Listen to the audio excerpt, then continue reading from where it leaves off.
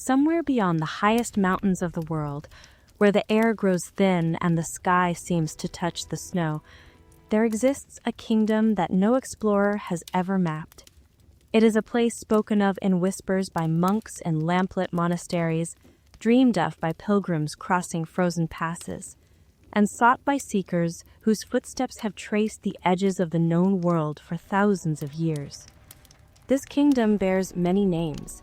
It has been called the Forbidden Land, the Land of White Waters, the Land of Radiant Spirits, and the Land of Living Fire. But throughout the ancient texts of Asia, it is most often known by its Sanskrit name, Shambhala. Tonight, as you settle into stillness, allow yourself to journey toward this hidden realm. Let the concerns of the day grow distant, like villages fading behind mountain ridges. We will travel together through the centuries, through the sacred texts of India and Tibet, through the expeditions of mystics and explorers, through prophecy and legend, until we arrive at the gates of a kingdom that exists both in the world and beyond it. This is the entire story of Shambhala, the hidden kingdom of light. The name Shambhala itself carries ancient weight.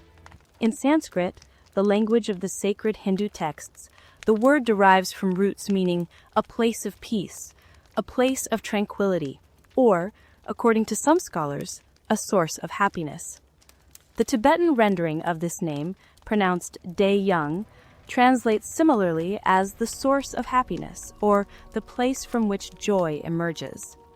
There is something deeply appropriate in these meanings, for Shambhala has always represented humanity's longing for a world untouched by suffering, a sanctuary where wisdom and compassion have triumphed over ignorance and cruelty. Some scholars have attempted to connect the mythical Shambhala to actual places whose names bear phonetic resemblance. In the northern Indian state of Uttar Pradesh, there exists a town called Sambal, and certain interpreters have wondered whether this humble settlement might be the historical seed from which the legend grew. Yet, as we trace the story through the centuries, we find that Shambhala has always been something more than a mere location. It is an idea, a hope, a destination for the soul as much as for the body. The earliest substantial references to Shambhala appear in the Hindu sacred literature, particularly in the Vishnu Purana, a text that scholars generally date to the early centuries of the Common Era, likely reaching its final form around the Gupta period in the 4th to 7th centuries. Within this ancient scripture, Shambhala is mentioned not as a grand kingdom of enlightened masters, but as a village, a place that will one day give birth to a figure of cosmic significance. According to the Vishnu Purana, Book 4, Chapter 24, Shambhala will be the birthplace of Kalki, the 10th and final avatar of the great god Vishnu. To understand the significance of this prophecy, one must first appreciate the Hindu conception of time. Unlike the linear progression of past, present, and future familiar to modern Western thought, Hindu cosmology envisions time as cyclical, an eternal wheel turning through vast ages that repeat in endless succession. These ages, known as yugas, follow a pattern of gradual decline from a golden beginning to a dark conclusion before the cycle renews itself once more. The first and greatest of these ages is the Satya Yuga, sometimes called the Age of Truth or the Golden Age. In this primordial era, humanity exists in a state of near perfection. Virtue prevails universally, and there is no suffering, no disease, no conflict. Human beings live for thousands of years, their bodies strong and their minds clear. Dharma, the cosmic law of righteousness, stands firm on all 4 of its metaphorical legs. Following the Satya Yuga comes the Treta Yuga, the Silver Age. Here, the first shadows of decline appear. Virtue diminishes by 1/4, and Dharma now stands on only 3 legs. Human lifespans shorten, and the seeds of conflict take root. It was in this age, according to tradition, that the great epic of the Ramayana unfolded with its tales of divine princes and demon kings. The third age is the Dwapara Yuga, in which virtue and vice exist in equal measure. Dharma balances precariously on just two legs. The Great War of the Mahabharata, with its 18 days of catastrophic battle and the teachings of the Bhagavad Gita, belongs to this period. Human lifespans continue to decrease, and the complexities of moral choice become ever more challenging. Finally comes the Kali Yuga, the age of darkness, the age in which we are said to live now. According to Hindu calculation, the Kali Yuga began approximately 5,000 years ago at the moment when the god Krishna departed from the earth following the great Mahabharata war. In this age, Dharma stands on just one leg, barely maintaining its balance. Virtue becomes rare and vice flourishes. Rulers become corrupt, exploiting rather than protecting their people. Spiritual knowledge fades from public memory, preserved only by small groups of dedicated practitioners.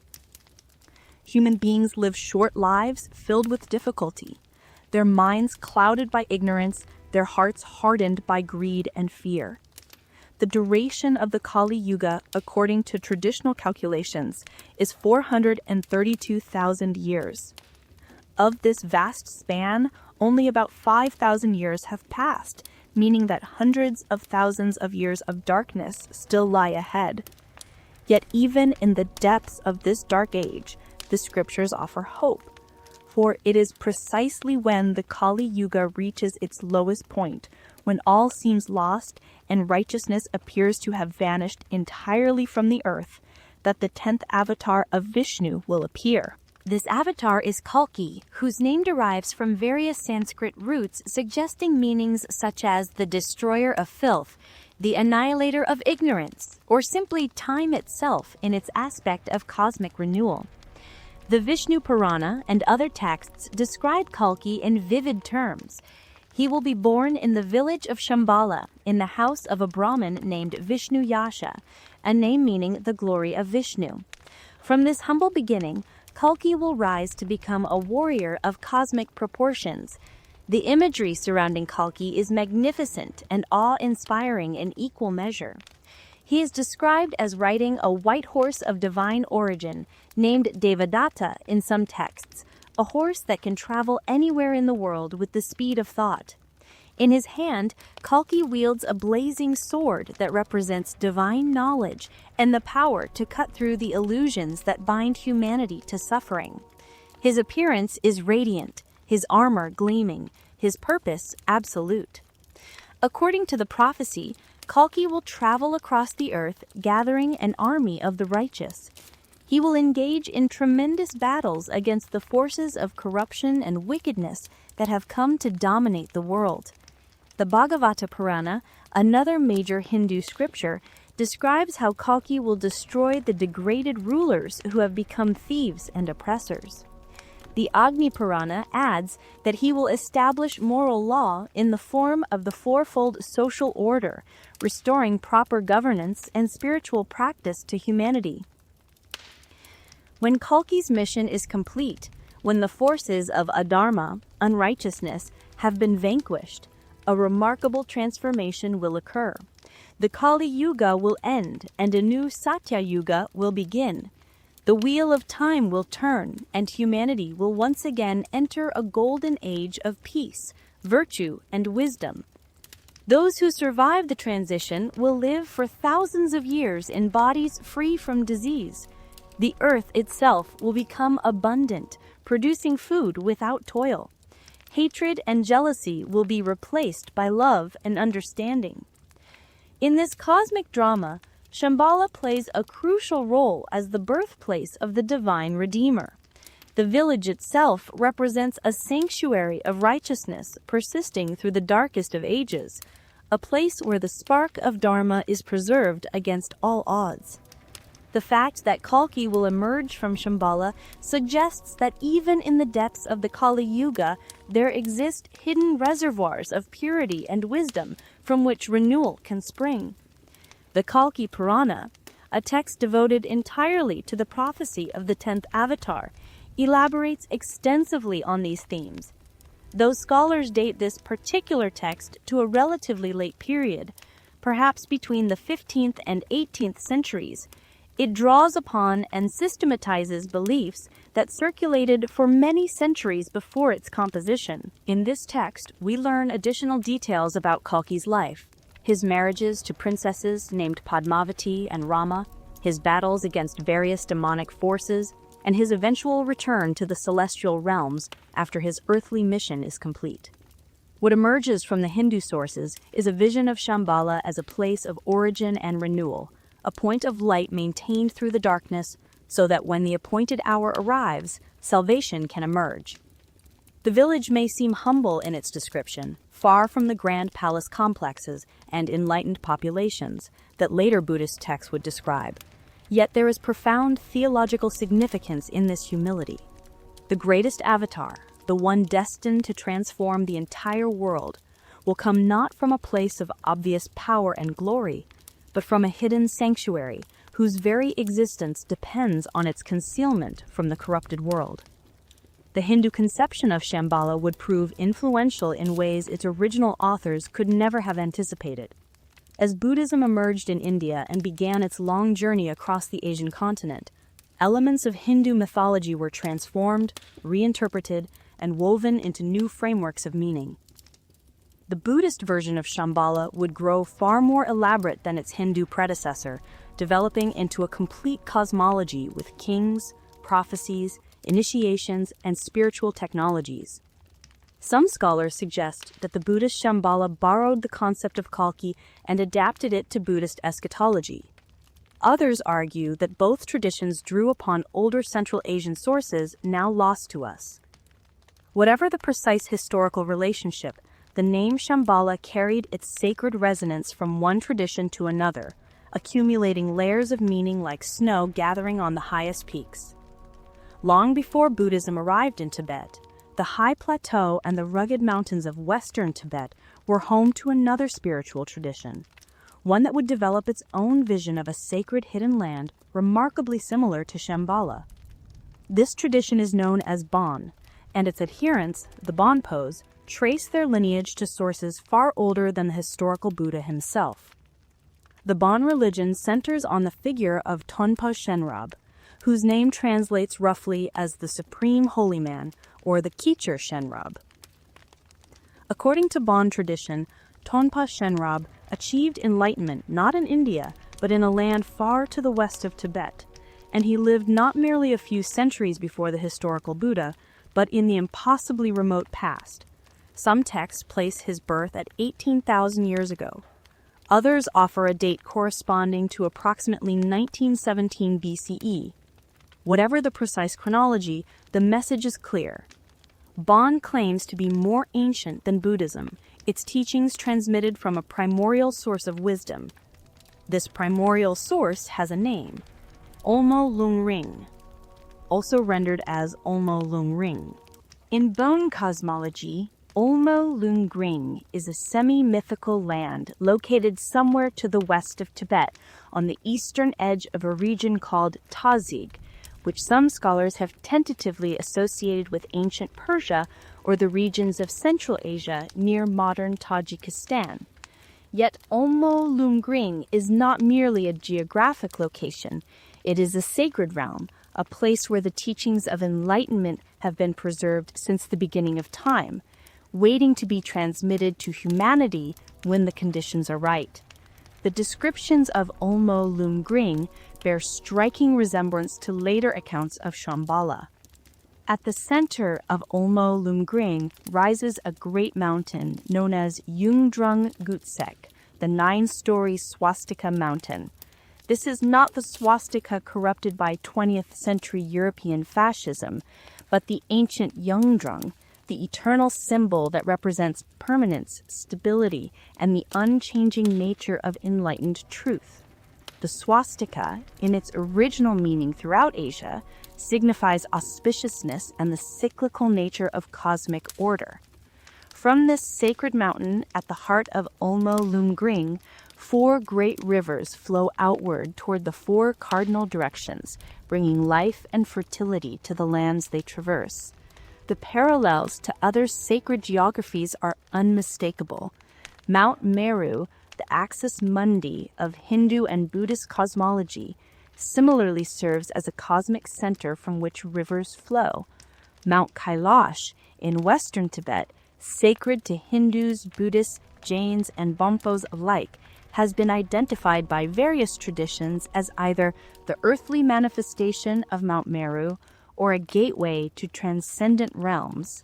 Some bone texts directly identify Olmo Lumgring with the region around Mount Kailash, while others maintain that the true Olmo Lumgring lies even further to the west, in regions that can be reached only through spiritual means. According to bone tradition, Tonpa Shenrab was born into the royal family of Olmo Lumgring. He grew to become not only a great spiritual teacher, but also a king, ruling wisely over his sacred realm before renouncing worldly power to dedicate himself entirely to teaching the Dharma. Throughout his life, he faced opposition from a demon named Kyapa Lagring, who sought to obstruct his work and lead beings away from enlightenment. Eventually, even this demon was converted and became a disciple, a pattern that appears in many Asian religious narratives. The connection between Olmo Lumgring and Shambhala became increasingly explicit over the centuries. As Buddhism spread into Tibet and began to interact with the indigenous bone tradition, the two systems influenced each other in complex ways. Some Bonpos came to identify Olmo Lumgring directly with the Shambhala of Buddhist texts. Others maintain that the Olmo Lumgring was the original sacred land from which the concept of Shambhala derived. Scholarly debates continue regarding which tradition borrowed from the other, whether common sources explain the similarities, or whether the resemblances reflect universal human archetypes of paradise that arise independently in different cultures.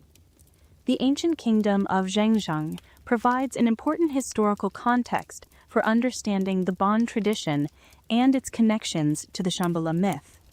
Zhangjiang was a real kingdom that flourished in western Tibet, centered around Mount Kailash and the surrounding plateau, for centuries before the rise of the Tibetan Empire. Its capital, Kyanglung Ulkar, the Silver Palace of Garuda Valley, has been identified with ruins in the upper Sutlej Valley that archaeologists have studied in recent decades. The Zhangjiang people spoke their own language, related to but distinct from Tibetan, and they developed a sophisticated culture with its own writing system, religious practices, and political institutions. Bon tradition holds that the organized religion was brought to Zhangjiang from Olmo Lumgring by Tonpa Shenrab himself, who visited the kingdom and taught its people to transform their practices. Before his arrival, according to some accounts, the people of Zhangjiang engaged in animal sacrifice and other rites that Tonpa Shenrab replaced with symbolic offerings. The teachings he transmitted became the foundation for the eternal Bon, or Yungdrung Bon, the form of the religion that persists to this day. In the 7th century CE, the Tibetan Empire began to expand, eventually absorbing Zhangjiang through a combination of military conquest and political intrigue. The last king of Zhangjiang, Ligmincha, met his end through assassination by order of the Tibetan emperor, bringing the independent kingdom to a close by the mid-7th century. Yet the religious and cultural traditions of Zhangjiang survived, gradually integrating with Tibetan culture while maintaining distinctive elements. The Bon religion, though it faced periods of suppression and discrimination, persisted and eventually came to be recognized as one of the legitimate spiritual traditions of Tibet. Ancient Zhangjiang texts identify Shambhala with the Sutlej Valley, the river that flows from the vicinity of Mount Kailash southward through what is now the Himachal Pradesh region of India and into Pakistan. This association reinforces the connection between the Shambhala myth and the sacred geography of western Tibet. the region that has served for millennia as a meeting point for the spiritual traditions of South Asia, Central Asia, and the Tibetan Plateau. The relationship between Bon and Buddhism in Tibet has been complex and often contentious. When Buddhism arrived in Tibet, primarily through Indian and Chinese influences beginning in the 7th century, it encountered an established religious culture with deep roots. The process of accommodation was gradual and sometimes violent. Certain periods saw official persecution of Bon, with practitioners forced to hide their texts or face punishment. In response, Bonpos developed strategies of concealment and later revelation, hiding sacred texts as treasures to be rediscovered when conditions improved. This practice of hiding and revealing texts, known as terma in Tibetan, became important in both Bon and the Nyingma school of Tibetan Buddhism. Great treasure revealers, or tertons, would discover texts that had been concealed centuries earlier, bringing forth teachings appropriate for their particular era. This tradition helped preserve older materials while also allowing for creative spiritual development within established frameworks.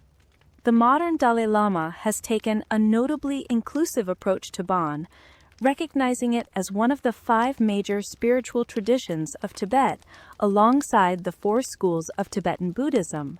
This recognition reflects both historical reality and contemporary ecumenism. From His Holiness's perspective, Bon has an equal place with the Buddhist lineages, deserving of respect and preservation.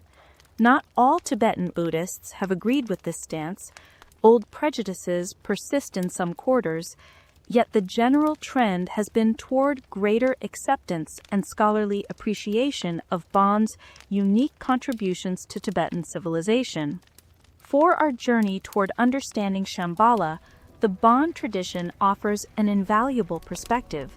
It suggests that the concept of a sacred hidden land where enlightened teachings are preserved has roots predating the arrival of Buddhism in Tibet.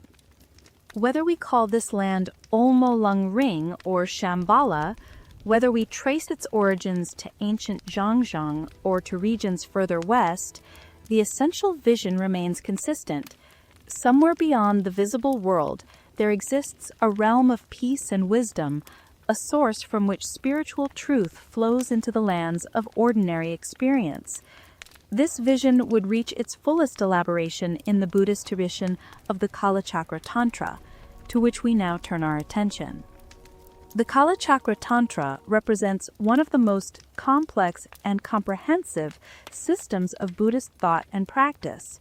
Its name translates as the Wheel of Time or the Cycles of Time, and it encompasses teachings on cosmology, astronomy, medicine, yoga, meditation, and prophetic history. Within this vast system, Shambhala occupies a central place, not as an incidental reference or borrowed mythology, but as the very origin and custodian of the Kalachakra teachings themselves.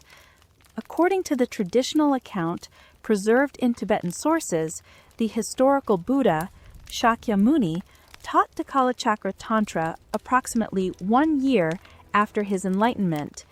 This teaching did not take place at the familiar locations of Buddhist scripture, not at Bodh Gaya, where the Buddha awakened, nor at Sarnath, where he first turned the wheel of Dharma, nor at Vulture Peak, where he delivered the perfection of wisdom sutras. Instead, the Buddha manifested in a remarkable display of divine power at a great stupa in Danyakatika, a site identified with the modern town of Amaravati in the state of Andhra Pradesh in southeastern India.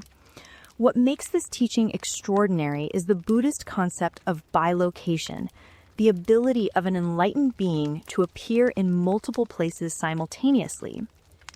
At the very moment when the Buddha was teaching the perfection of wisdom sutras to an assembly of bodhisattvas at Vulture Peak, he also appeared at Danyakatika in the form of the Kalachakra deity, surrounded by a mandala of divine beings.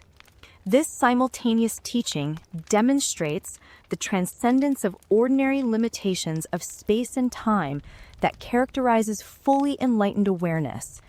The teaching at Danyakatika was not given to ordinary disciples.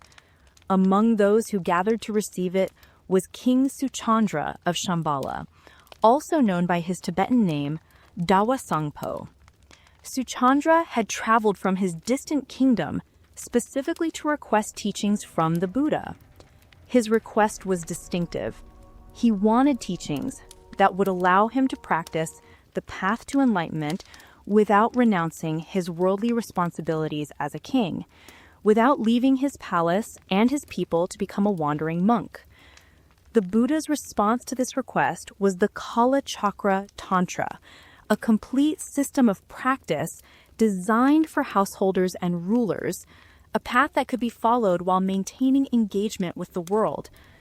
Along with Suchandra, 96 minor kings and emissaries from Shambhala received the teachings. When the initiation was complete, this remarkable delegation returned to their hidden kingdom in the north, carrying with them the precious Dharma they had received. Upon returning to Shambhala, King Suchandra devoted himself to preserving and propagating the Kalachakra teachings. He composed an extensive commentary on the Tantra, said to have been 60,000 verses in length. He also constructed a magnificent three-dimensional mandala of the Kalachakra deity, built from precious substances and serving as both an object of worship and a tool for meditation. Under his guidance, Shambhala was transformed into a Buddhist kingdom where the Kalachakra became the foundation of spiritual life. The Kalachakra texts that survive today describe Shambhala in considerable geographic and social detail.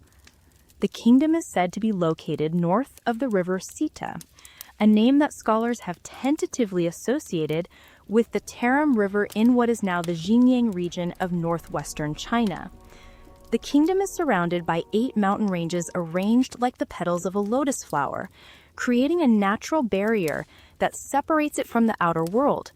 Within this protected space, the land is rich and fertile, supporting a population that lives in harmony with natural cycles and divine law. The capital city of Shambhala is Kalapa, described as a place of extraordinary beauty and spiritual power. The royal palace at the center of Kalapa contains the great Kalachakra mandala, constructed by Suchandra, still maintained and worshipped after countless generations. The city is laid out according to sacred geometry, its streets and buildings arranged to reflect cosmic patterns and support the spiritual development of all who dwell there. Following King Suchandra's reign, the kingdom passed to his son, and then through a succession of 7 rulers known as the Dharma kings or Dharma Rajas. Each of these kings ruled for approximately 100 years, continuing to teach and preserve the Kalachakra throughout their reigns. The tradition holds that each Dharma king was an emanation of a specific bodhisattva, beginning with Suchandra as an emanation of Vajrapani.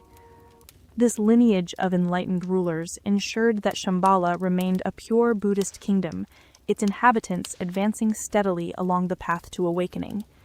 The 8th ruler of Shambhala, Manjushri Yashas, also known as Manjushri Kirti, represents a crucial turning point in the tradition. According to the texts, he faced a significant challenge to his kingdom's spiritual unity. Among his subjects were many followers of a religious tradition identified in the texts as worship of the sun, practitioners of beliefs distinct from the Buddhist Kalachakra. These people, numbering over 300,000 according to some accounts, maintained practices outside the Buddhist framework. Manjushri Yashas initially expelled these non-Buddhist practitioners from his domain. However, he soon realized that among them were many of his wisest and most capable subjects. He called them back, inviting them to receive the Kalachakra initiation and join the Buddhist community. Those who accepted became part of what the texts call the Vajra caste, a new social category that transcended the traditional divisions of Hindu caste.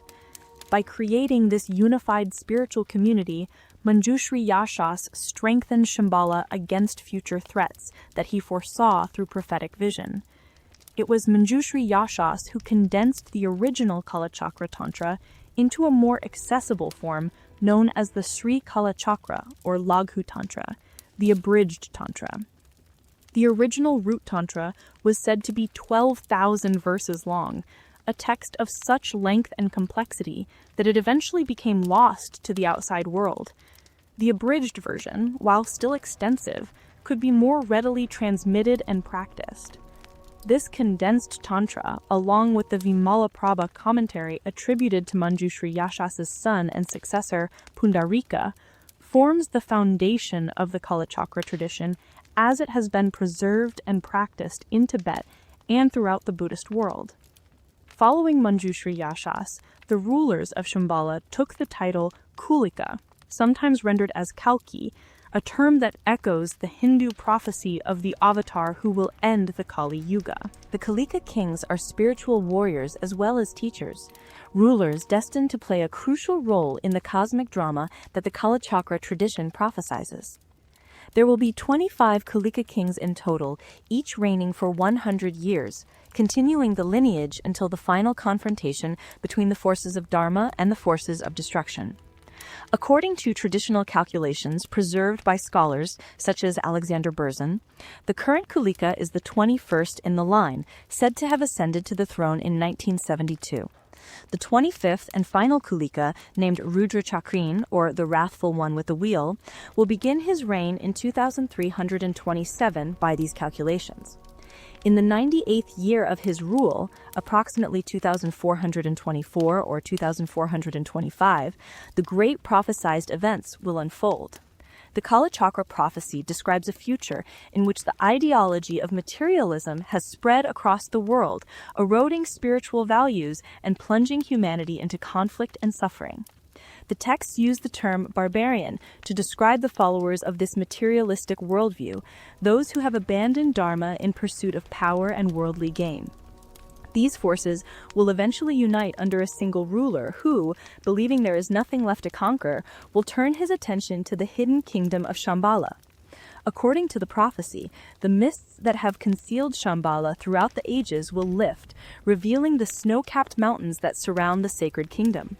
Seeing these promised lands, the opposing forces will attack with a vast army equipped with terrible weapons. It is then that Rudra Chakrin will emerge from Shambhala, leading an enormous army of his own to meet the invaders in a final, decisive battle. The imagery is vivid and martial. Rudra Chakrin rides a great stone horse, wielding weapons of divine power. His army consists not only of human warriors, but of countless enlightened beings, bodhisattvas, and celestial protectors who have gathered for this ultimate confrontation. The battle is apocalyptic in scale, determining the fate of the entire world. And in the end, the forces of Shambhala are victorious. The invading forces are defeated, their leader destroyed, and the Dark Age comes to its conclusion. Following this victory, Rudra Chakrin establishes a new golden age that will last for approximately 1800 years. During this period, the Kalachakra teachings will spread throughout the world, and humanity will enjoy unprecedented peace, prosperity, and spiritual attainment.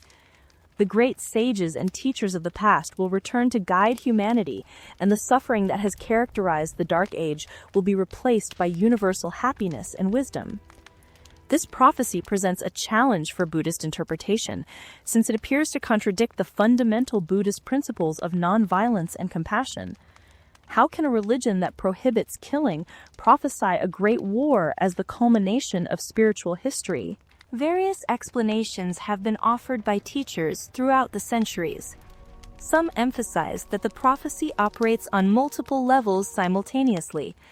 Just as the Kalachakra teachings describe outer, inner, and alternative cycles corresponding to the external cosmos, the human body, and meditative practice, so too does the prophecy of the final battle.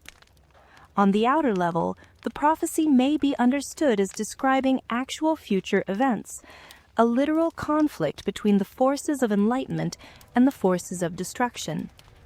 On the inner level, the opposing forces represent the obscurations and afflictions that cloud the individual mind: ignorance, attachment, aversion, pride, and jealousy. The Great Battle symbolizes the practitioner's inner struggle to overcome these mental poisons and achieve liberation. The victory of Shambhala represents the triumph of wisdom and compassion within the heart of the meditator. On the alternative or secret level, the prophecy describes advanced stages of tantric practice, in which the subtle energies of the body are purified and transformed, leading to the realization of enlightenment. This multi-layered interpretation allows practitioners to engage with the prophecy in different ways depending on their level of understanding and practice. For some, the literal historical prediction provides hope and motivation, the assurance that even the darkest periods of human history are temporary and will ultimately give way to an age of light. For others, the inner meaning offers a map for spiritual development, transforming the imagery of warfare into a guide for meditation and ethical cultivation. For advanced practitioners, the secret meaning opens doorways to the most profound practices of the tantric path. The Kala Chakra initiation, in which practitioners are formally introduced to this system of teachings, has become one of the most widely given empowerments in Tibetan Buddhism. His Holiness the 14th Dalai Lama has bestowed the Kala Chakra initiation dozens of times to audiences numbering in the hundreds of thousands. While only a small fraction of those who receive the initiation will go on to practice the complex meditations and yogas of the Kala Chakra system, the teaching holds that simply receiving the empowerment creates a powerful karmic connection with Shambhala and with the enlightened energy it represents. As the Dalai Lama has explained, the Kala Chakra initiation plants a seed in the consciousness of the recipient, a seed that will ripen in future lives, if not in this one. By receiving the blessing, individuals align themselves with the force of Shambhala, establishing a connection that transcends the boundaries of a single lifetime. Even those who never formally practice the Kala Chakra meditation may benefit from this connection, carried forward through the stream of consciousness until the conditions for awakening mature. The question of where Shambhala might actually be located has occupied seekers, scholars, and dreamers for centuries. The Kala Chakra texts themselves offer tantalizing geographical hints, yet these clues seem designed more to inspire spiritual longing than to provide a map that one might follow. The kingdom is said to lie north of the river Sita, a waterway that scholars have tentatively identified with the Tarim River, which flows through the vast desert basins of what is now the Xinjiang Autonomous Region of northwestern China.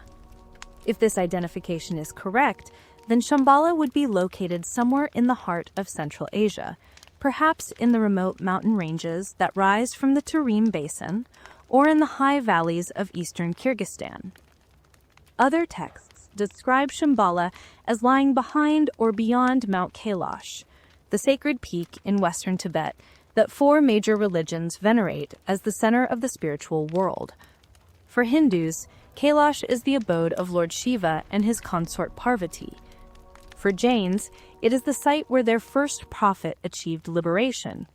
For Buddhists, it represents the Mandala Palace of the Buddha Demchok. And for Bonpos, it is intimately connected with their sacred geography and the legend of Olmul Ring. The phrase behind Kailash has been interpreted various ways. Some understand it as simply meaning north of the mountain, while others suggest that Shambhala exists in some sense within Kailash itself, accessible through spiritual means rather than physical travel. Mongolian traditions have their own geography of Shambhala, locating the hidden kingdom in certain valleys of southern Siberia. Mount Beluka, the highest peak in the Altai Mountains, where Russia, Kazakhstan, China, and Mongolia nearly converge, is considered in Altai folklore to be a gateway to Shambhala. The Russian painter and mystic Nicholas Roerich, whose expeditions we shall explore shortly, was particularly drawn to this region and its associations with the hidden kingdom. Some modern Buddhist scholars have suggested that Shambhala may be located in the Dalfalar mountain range, a spur of the outer Himalayas that rises in the Indian state of Himachal Pradesh, near the town of Maklodganj, where the Dalai Lama and the Tibetan government in exile have resided since 1960.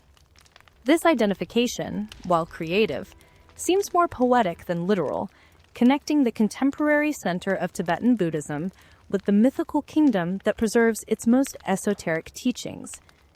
The ancient Jainzheng texts offer yet another location, identifying Shambhala with the Sutlej Valley in what is now the region of Punjab in India and Pakistan. This river, which flows from the vicinity of Mount Kailash through the western Himalayas, holds deep significance in the Bon tradition and connects the myth to one of the most accessible and historically important regions of the Indian subcontinent. Perhaps the most spiritually significant statements about Shambhala's location come from the 14th Dalai Lama himself.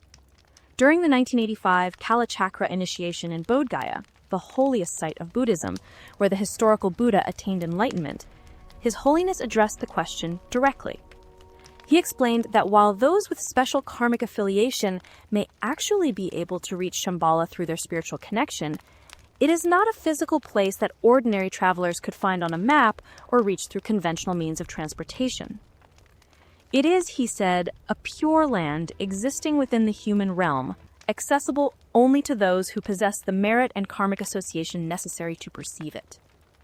This teaching reflects a principle found throughout Tibetan Buddhism, that the world we perceive depends upon the nature of our minds. An enlightened being and an ordinary person may stand in the same physical location and perceive entirely different realities. For the ordinary person, the landscape might appear as barren rock and ice. For the enlightened being, the same space might manifest as a pure land filled with light and divine beings. Shambhala exists in this interzone between physical geography and spiritual reality, present on earth yet invisible to those whose vision remains clouded by ignorance and affliction. The concept of hidden lands, known in Tibetan as Bayul, provides another framework for understanding Shambhala's peculiar nature. Throughout the Himalayan region, there are valleys and territories that tradition holds to be Bayul, places of refuge that remain concealed from ordinary awareness and reveal themselves only to those with the appropriate spiritual development. Some Bayul have been discovered by great masters and subsequently settled by communities seeking spiritual sanctuary. Others remain hidden, waiting for the right circumstances or the right seekers to reveal them.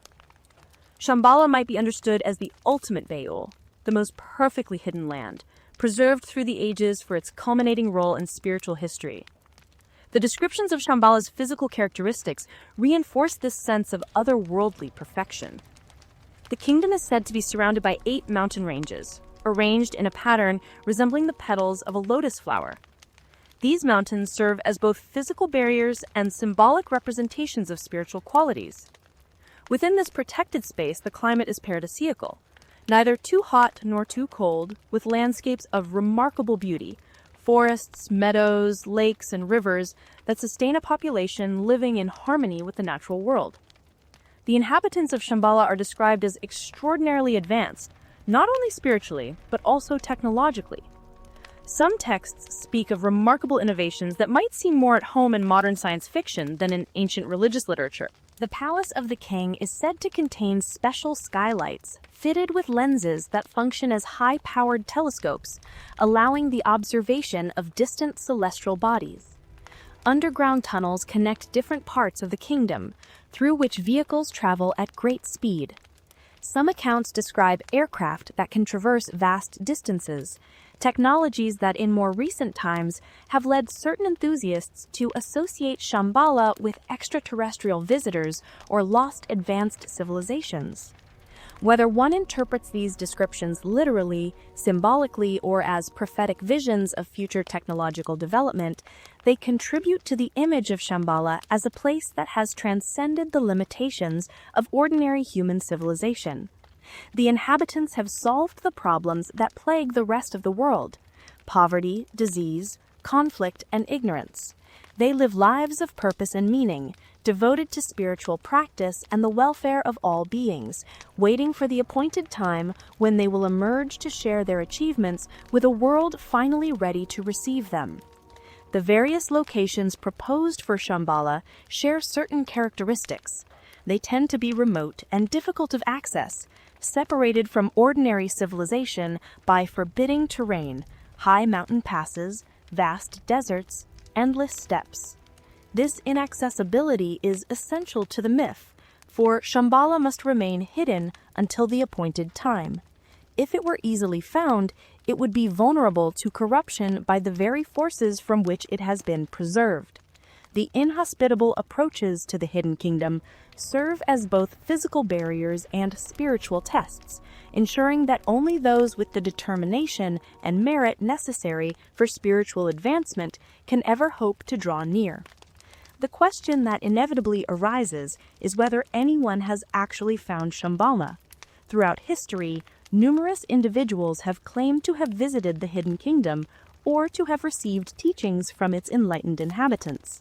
Masters of the Kalachakra lineage have sometimes suggested that certain figures in the tradition did indeed reach Shambhala, returning with the precious teachings that they then transmitted to their students. The 11th century Indian master Chilupa, also known as Kalachakrapada, is said to have traveled to Shambhala in search of the Kalachakra teachings. According to the tradition, he was met on a mountain path by a man who proved to be an emanation of the Bodhisattva Manjushri. This being conferred all the Kalachakra initiations and teachings upon Chilupa, who then returned to India and established the lineage that would eventually spread to Tibet. Whether we understand Chilupa's journey as a physical trip to a hidden valley somewhere in Central Asia, or as a visionary experience in meditation, the result was the same. The Kalachakra teachings entered the mainstream of Indian Buddhism, and from there spread to Tibet, where they have been preserved and practiced for nearly 1,000 years. This story suggests that Shambhala can be reached, but that the journey may not be what ordinary geography would lead us to expect. The seeker may set out walking in a particular direction, only to find that the destination reveals itself through spiritual rather than physical means. The nature of the Kalachakra mandala itself deserves deeper contemplation, for it represents one of the most sophisticated visualizations in all of Tantric Buddhism. Unlike simpler mandalas that might contain dozens of figures, the Kalachakra mandala contains 722 deities arranged in a 5-story palace structure. The outermost rings represent the elemental foundations of existence: earth, water, fire, wind, and space. Moving inward, the practitioner encounters increasingly subtle levels of reality, each populated by specific enlightened beings who embody particular aspects of awakened consciousness. The palace at the center of the mandala is described in the texts as being constructed from the 5 precious substances: gold, silver, coral, pearl, and turquoise. It has 4 gates, one in each cardinal direction, each guarded by fierce protector deities who turn back those who lack the proper motivation or preparation. The architecture of this celestial palace mirrors the structure of the human body in Kalachakra physiology, with each floor corresponding to a particular chakra or energy center. The ground floor relates to the body, the second to speech, the third to mind, and the uppermost levels to the most subtle dimensions of consciousness. At the very heart of this elaborate structure reside the principal deities, Kalachakra himself, depicted with 4 faces and 24 arms, embracing his consort Vishwamata, the All-Mother. Their union represents the inseparability of wisdom and compassion, of emptiness and bliss, of the absolute and the relative. The visualization of oneself as this deity, in union with all the other figures of the mandala, constitutes one of the highest practices of the Kalachakra system. Through sustained meditation on this image, the practitioner gradually transforms ordinary perception into enlightened vision, ordinary experience into the activity of a Buddha. The construction of Kalachakra sand mandalas has become one of the most visible practices of Tibetan Buddhism in the Western world. Teams of monks working in shifts spend weeks carefully placing millions of grains of colored sand to create these intricate designs. The patience and precision required for this work serve as a meditation in themselves, training the mind in single-pointed concentration and attention to detail. Visitors who watch the construction often report feeling a palpable sense of peace emanating from both the emerging mandala and the monks who create it. The colors used in the sand mandala carry specific symbolic meanings. Blue represents the element of space and the transformation of ignorance into mirror-like wisdom. White signifies water and the transformation of pride into the wisdom of equality. Yellow corresponds to earth and the transformation of attachment into discriminating wisdom. Red represents fire and the transformation of aggression into all-accomplishing wisdom. Green signifies air and the transformation of jealousy into all-encompassing wisdom. These correspondences create a visual language through which the teachings are communicated to those who have received the necessary instruction to decode them. The ceremony of dissolution, when the completed mandala is swept up and dispersed, often moves observers to tears. After so much careful work, the destruction might seem tragic from an ordinary perspective. Yet for practitioners, this moment crystallizes the Buddhist teaching on impermanence more powerfully than any verbal instruction could. The sand is gathered into a central pile, usually carried to a nearby body of water, and poured in as an offering to the Nagas, the water spirits of Buddhist cosmology. The blessing of the mandala is thus dispersed throughout the waters of the world, benefiting all beings who come into contact with them. The astronomical and calendrical aspects of the Kala Chakra system reveal the tradition's sophisticated understanding of cosmic cycles. The Kala Chakra calendar, which forms the basis of the Tibetan calendar system, incorporates calculations of remarkable complexity. It tracks the movements of the sun, moon, and planets through the zodiac, calculates eclipses with considerable accuracy, and maintains awareness of longer cycles measured in centuries and millennia. The relationship between these outer cycles and the inner cycles of breath and energy within the human body forms the theoretical basis for the timing of meditation practices.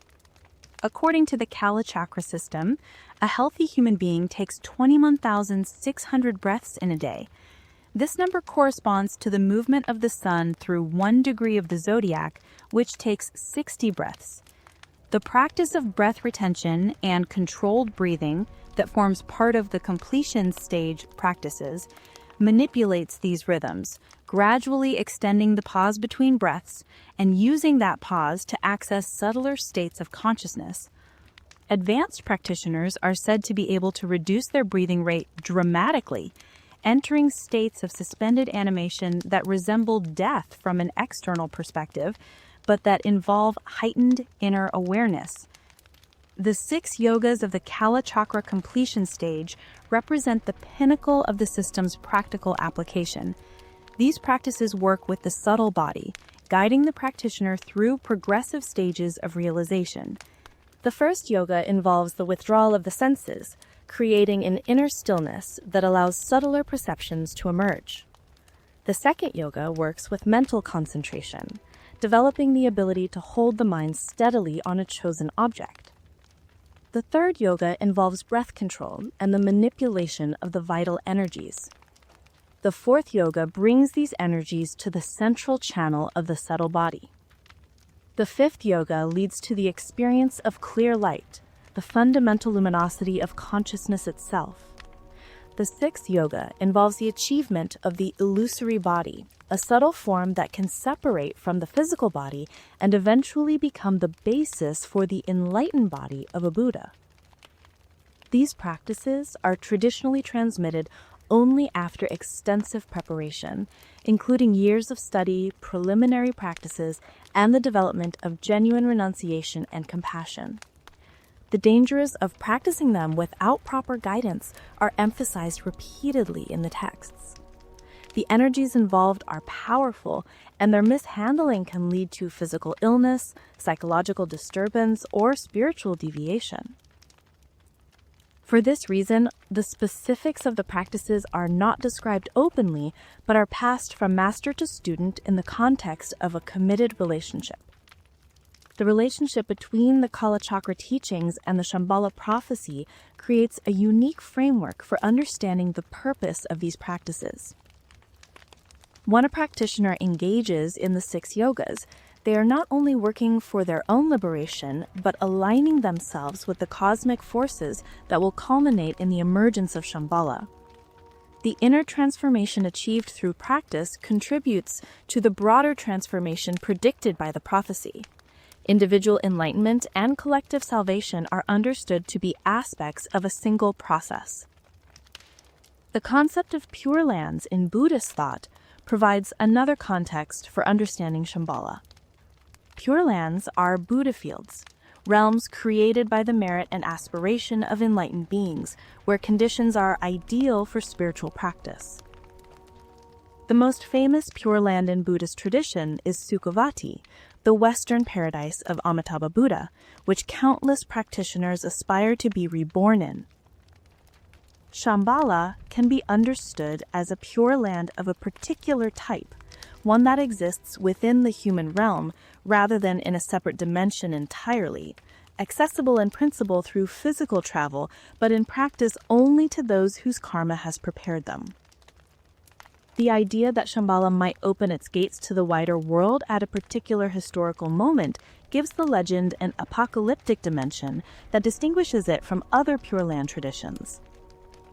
While rebirth in Sukhavati is understood as an individual achievement, dependent on the practitioner's faith and practice, the revelation of Shambhala is a cosmic event that will transform all of human history. This difference has made the Shambhala legend particularly attractive to those seeking hope in times of crisis, a promise that the darkness will not last forever, and that forces of light are working for the benefit of all beings. The integration of outer, inner, and alternative meanings in the Kalachakra system reflects the sophistication of tantric hermeneutics. Every symbol, every image, every practice can be understood at multiple levels simultaneously.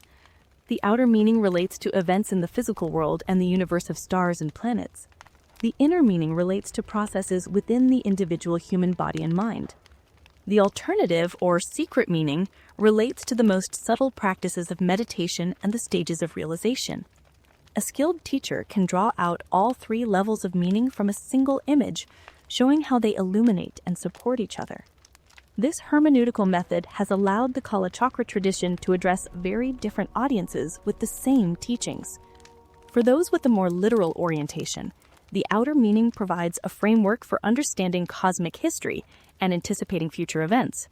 For those more psychologically inclined, the inner meaning offers a map of spiritual development that does not require belief in literal hidden kingdoms. For advanced practitioners, the alternative meaning opens doorways to transformative experiences that lie beyond ordinary description. The tradition's ability to speak to all these levels has contributed to its remarkable longevity and continued relevance. The question of how literally to understand the Shambhala prophecy has been addressed by various teachers in different ways. Some maintain a strictly literal interpretation. Shambhala is a physical place, the Kulika kings are historical individuals, and the Great Battle will be an actual military conflict that can be dated and anticipated. Others interpret the prophecy entirely symbolically. The forces of materialism are the mental afflictions, the army of Shambhala is the practitioner's accumulated merit and wisdom, and the great battle is the final confrontation with ignorance that leads to enlightenment. Most teachers hold some combination of these views, suggesting that the literal and symbolic levels are not mutually exclusive, but interpenetrate in ways that defy simple categorization. The first substantial Western encounter with the Shambhala legend came through an unexpected source: Portuguese Catholic missionaries in the 17th century. In 1627, 2 Jesuit priests, Estevão Casella and João Cabral, set out on a remarkable journey through the Himalayan region in search of the kingdom they had heard referred to as Shambhala, their Portuguese rendering of the name.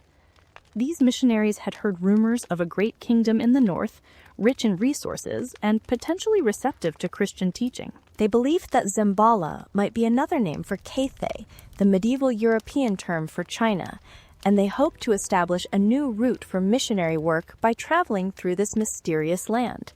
Their journey took them through what is now Bhutan and eventually to Tashahunpo, the great monastery that serves as the seat of the Panchen Lamas in central Tibet. Upon arriving, the missionaries realized that Shambhala was not the great Chinese empire they had imagined, but rather a legend, a mythical kingdom that the Tibetans spoke of with reverence, but could not locate on any earthly map. Disappointed but undeterred, they turned back to India, carrying with them one of the first European accounts of the Shambhala legend. Nearly 2 centuries later, a Hungarian scholar named Sándor Kőrösi Csoma provided the first detailed European account of Shambhala and the Kalakakra tradition. Csoma was an extraordinary figure who devoted his life to the study of Tibetan language and culture, eventually producing the first Tibetan English dictionary in 1833. Working in Buddhist monasteries with little support or recognition, he gained access to texts that had never been read by European eyes. In his writings, he provided a geographic account of Shambhala as a fabulous country in the north, situated between 45 and 50 degrees north latitude. Interestingly, due north from India to between these latitudes would place Shambhala somewhere in eastern Kazakhstan, a region characterized by green hills, low mountains, rivers, and lakes, quite different from the arid highlands of Tibet or the deserts of Xinjiang. The 19th century saw growing Western fascination with Tibet and the hidden teachings said to be preserved there. Central to this fascination was the Theosophical Society, founded in 1875 by Helena Petrovna Blavatsky, an extraordinary and controversial Russian occultist known to her followers as Madame Blavatsky. Blavatsky claimed to be in contact with a brotherhood of spiritual masters dwelling in the Himalayan region, beings of advanced evolution who guided the spiritual development of humanity from their hidden retreats. These masters, whom she called the Mahatmas, were said to communicate with Blavatsky through various means, including telepathic impressions, mysterious letters that materialized from thin air, and occasional physical meetings in remote locations. Blavatsky's writings, particularly her monumental work, The Secret Doctrine, published in 1888, introduced the concept of Shambhala to a Western audience, hungry for spiritual alternatives to conventional Christianity. In her system, Shambhala appeared not as the Buddhist kingdom of the Kalakakra texts, but as part of a vast esoteric cosmology involving hidden continents, root races, and cycles of human evolution spanning millions of years. She connected Shambhala to other legendary lands, such as Atlantis and Lemuria, weaving the Tibetan tradition into a global mythology of lost civilizations and secret wisdom. Though Blavatsky's specific claims about Shambhala were often vague and her relationship to traditional Buddhist sources uncertain, her influence on Western understanding of the legend was profound. The idea of hidden masters in the Himalayas became a staple of Western occultism, influencing countless subsequent writers, seekers, and spiritual movements. Later theosophical writers, such as Alice A. Bailey, would elaborate on these themes, describing Shambhala as an extra-dimensional reality existing on the etheric or astral plane. The French explorer Alexandre David Neil brought a different perspective to Western understanding of Shambhala. Unlike the armchair occultists who speculated about hidden masters from their drawing rooms in London and Paris, David Neil actually traveled extensively in Tibet, eventually becoming the first Western woman to enter the forbidden city of Lhasa. Her writings, based on direct observation and study with Tibetan teachers, offered a more scholarly approach to the legend. She associated Shambhala with Balkh, an ancient city in what is now northern Afghanistan that served as a major center of Buddhist learning before the Islamic conquests. She also offered an alternative etymology for the name, suggesting a Persian origin, Sham-i-Bala, meaning elevated candle or bright light, a fitting designation for a kingdom of illumination. Among all the Western seekers who devoted themselves to the quest for Shambhala, none was more remarkable or influential than the Russian painter, mystic, and explorer Nicholas Roerich. Born in St. Petersburg in 1874, Roerich rose to prominence in the artistic world as a painter and set designer, creating extraordinary works for the Imperial Russian Theater, including the sets and costumes for the legendary 1913 premiere of Stravinsky's ballet The Rite of Spring. Yet Roerich's interests extended far beyond the stage.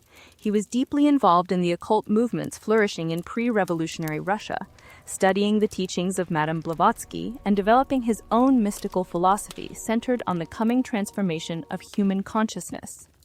For Roerich, Shambhala was not merely a legend, but a living reality, a beacon of spiritual evolution whose influence could be felt across the world.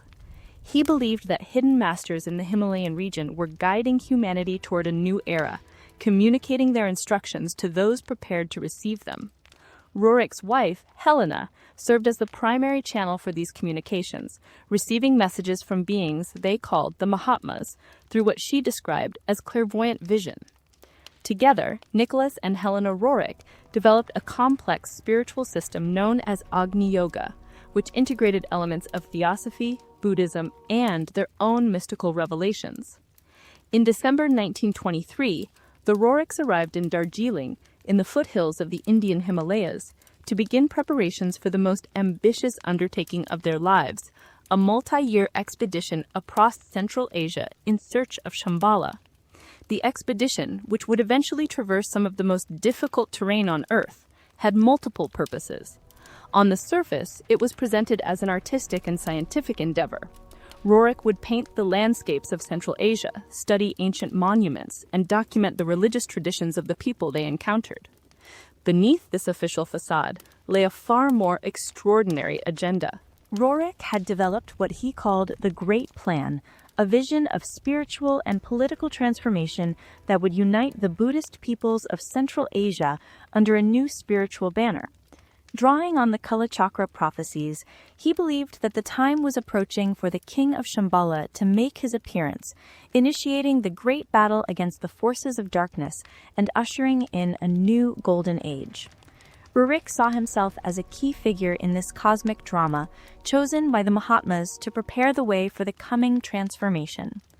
The expedition set out in March 1925 from Kashmir, eventually traveling through Ladakh, the Karakoram Mountains, Khotan, Kashgar, the Altai Mountains of Siberia, Mongolia, and Tibet. The journey covered thousands of miles of some of the most forbidding terrain on the planet. High mountain passes where the air grew thin and travelers collapsed from altitude sickness, vast deserts where water had to be carefully rationed, and frozen plateaus where temperatures plunged far below zero. Throughout the expedition, Roerich collected stories and prophecies about Shambhala from the people he encountered. He found that the legend was known across Central Asia, from the monasteries of Tibet to the yurts of Mongolian nomads. Everyone seemed to have heard of the hidden kingdom, though the details varied from place to place. Some said it lay to the north, others to the west. Some described it as a physical kingdom hidden among the mountains. Others understood it as a spiritual realm accessible only through meditation. But all agreed on one thing. Shambhala represented the hope of humanity, a source of wisdom and power that would one day emerge to transform the world. The expedition attracted the attention of intelligence services from multiple nations. The British, who controlled India and maintained close surveillance over the sensitive Himalayan region, watched Roerich with suspicion. The Soviets, with whom Roerich had established contacts, monitored his progress through their own networks. The Chinese and Japanese, both with strategic interests in Central Asia, kept their own eyes on the expedition. At various points, Roerich met with officials from these different powers, hinting at his plans and seeking support for his vision. In 1926, the expedition made a detour to Moscow, where Roerich met with Soviet officials, including representatives of the Foreign Intelligence Service. He presented them with gifts said to have been sent by the Mahatmas themselves, including a casket of sacred earth from the site of the Buddha's enlightenment. He spoke of his vision for a union of Asian Buddhist peoples under the patronage of the Soviet Union, a spiritual commonwealth that would stretch from Mongolia to Tibet. The Soviets, intrigued by the possibility of extending their influence in Central Asia, provided logistical support for the next phase of the expedition, though they never fully committed to Roerich's grand schemes. The most difficult and dangerous portion of the journey came in Tibet. Between the summer of 1927 and June of 1928, the expedition was thought lost, as all communication with them ceased. In fact, they had been detained by Tibetan authorities on the frozen Chungtung Plateau, prevented from continuing to Lhasa or returning the way they had come. For 5 months, in the brutal Tibetan winter, the party survived in tents on the high plateau, with several members dying from the harsh conditions. When they were finally permitted to leave, they made their way to India. The expedition officially concluded, but its mysteries far from resolved. What did Roerich actually find during those years of wandering across Asia? His published accounts, collected in books such as Heart of Asia and Shambhala, offer a mixture of travelogue, spiritual teaching, and visionary experience. He describes the physical landscapes with a painter's eye, capturing the play of light on snow-capped mountains, the colors of desert sunsets, the austere beauty of monastery walls. He records the legends and prophecies he collected, presenting them as evidence for the reality of Shambhala and the approaching transformation. Among the more extraordinary incidents he reports is the sighting of a mysterious oval object in the sky while traveling across Tibet. Roerich describes seeing a metallic shape high above them, moving against the wind, observed by multiple members of the expedition. Decades later, enthusiasts of unidentified flying objects would claim this as an early UFO sighting, suggesting that Roerich's expedition had encountered extraterrestrial visitors. Whether one accepts such interpretations or finds more mundane explanations, the incident contributes to the aura of mystery surrounding both Roerich and Shambhala. Roerich spent the last 2 decades of his life in the Kulu Valley of Himachal Pradesh, India, painting, writing, and working for the protection of cultural heritage in times of war.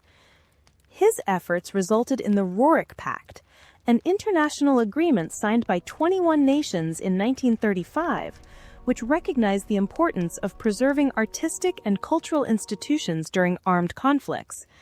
This achievement, which earned Roerich multiple nominations for the Nobel Peace Prize, represented a practical application of his belief in the transformative power of culture and beauty. He maintained his connection to the vision of Shambhala until his death in 1947. His paintings, many of which depict Himalayan landscapes in unearthly shades of blue and violet, continue to evoke the mystery and longing that drove his extraordinary quest. The Roerich Art Gallery in Nagar, in the Kulu Valley where he spent his final years, preserves his works and his legacy, drawing visitors who sense in his paintings something of the hidden kingdom he spent a lifetime seeking. If Roerich's expeditions represented the mystical approach to the Shambhala quest, the German expedition to Tibet in 1938 and 1939 represented something far more troubling: the appropriation of sacred traditions by forces of darkness. This expedition, led by the zoologist Ernst Schaefer, under the patronage of Heinrich Himmler and the SS, has become one of the most discussed and mythologized events in the history of Tibetan studies, surrounded by speculation about occult Nazi interests in the Hidden Kingdom. Ernst Schaefer was born in Cologne in 1910 and developed an early passion for natural history, particularly ornithology and mammalogy. As a young man, he participated in 2 scientific expeditions to the Sino-Tibetan borderlands in 1930-31 and 1934-36, gaining extensive experience in the region and building a reputation as a capable explorer and researcher. It was these expeditions that brought him to the attention of Heinrich Himmler, the head of the SS and one of the most powerful figures in Nazi Germany. Himmler's interests extended far beyond the administration of terror that was his primary responsibility. He was deeply fascinated by occultism, pseudoscience, and theories of racial origin that went far beyond even the already extreme ideology of the Nazi Party. He had founded the Ahnenerbe, or Ancestral Heritage Society, as a research organization devoted to investigating the supposed history of the Aryan race. Under its auspices, various expeditions and research projects were undertaken, some of legitimate scientific value, others driven by the most fantastic theories about lost civilizations, occult powers, and hidden knowledge. When Schaefer proposed a third expedition to Tibet, Himmler saw an opportunity. He wanted the expedition placed under the patronage of the SS and connected to the Ahnenerbe's research programs. Schaefer resisted some of these demands, preferring scientific independence, but ultimately accepted SS sponsorship as the price of realizing his ambition to lead a major expedition to Tibet. The expedition that departed from Germany in April 1938 consisted of 5 members: Schaefer as leader and mammologist, Ernst Krause as entomologist and photographer, Karl Wienert as geophysicist, Edmund Gear as logistics manager, and Bruno Bieger as anthropologist. It was Bieger whose presence would prove most controversial. A specialist in what the Nazis called racial science, Bieger had studied under leading proponents of the pseudoscientific theories used to justify Nazi racial policies. His assignment on the expedition was to conduct anthropological measurements of the Tibetan population, seeking evidence for theories about the racial history of Asia and its possible connections to supposed Aryan ancestors. The expedition reached Tibet in late 1938, after difficult negotiations with British authorities who controlled access to the region through India. They arrived in Lhasa in January 1939, coinciding with the New Year celebrations that draw thousands of pilgrims to the Tibetan capital. The Tibetan government, facing pressure from both China and the Soviet Union and seeking to diversify its international contacts, welcomed the German visitors. The expedition members were received at official functions, photographed with Tibetan dignitaries, and given considerable access to Tibetan culture and society. During their months in Tibet, the expedition conducted extensive documentation. They took over 20,000 photographs, of which 17,000 survive in German archives. They shot 50 hours of film footage, capturing religious ceremonies, daily life, architecture, and landscapes. Schaefer observed Tibetan rituals, including the remarkable sky burial practices in which the dead are offered to vultures. Wienert took geomagnetic readings, Krause collected insect specimens, and Bieger conducted his anthropological measurements on some 400 Tibetans, measuring skulls and facial features in pursuit of the chimera of racial science. The question of whether the expedition had occult objectives, specifically whether they were searching for Shambhala or attempting to contact hidden masters, has generated enormous speculation. Post-war writers on Nazism and the occult, such as Trevor Ravenscroft in The Spear of Destiny, made sensational claims about the expedition's purposes. According to such accounts, the Nazis sent expeditions seeking contact with the masters of Shambhala and Agartha, a related legend about an underground kingdom.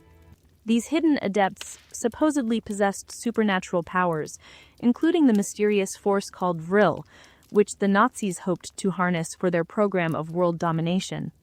Most serious scholars dismiss these claims as post-war mythology, with little basis in fact. Isrin Engelhardt, who has conducted the most thorough scholarly investigation of the Schaefer expedition, concludes that its purposes were primarily scientific, whatever we might think of the Nazi context in which that science was embedded. The expedition members were interested in zoology, botany, geology, and ethnography, not in occult mysteries.